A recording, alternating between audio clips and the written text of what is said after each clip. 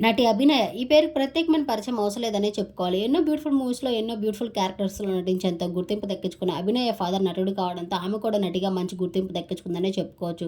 తెలుగులోనే కాకుండా మలయాళం, తమిళ్ వంటి సూపర్ హిట్ మూవీస్‌లో నటించేంత గుర్తింపు దక్కించుకున్న అభినయ ఈ మార్చి 9న కార్తీక్ అనే తన చిన్ననాటి స్నేహితుడిని లవ్ మ్యారేజ్ చేసుకోబోతున్నట్లు ఎంగేజ్‌మెంట్ చేసుకొని అందరికీ సర్ప్రైజ్ ఇచ్చింది.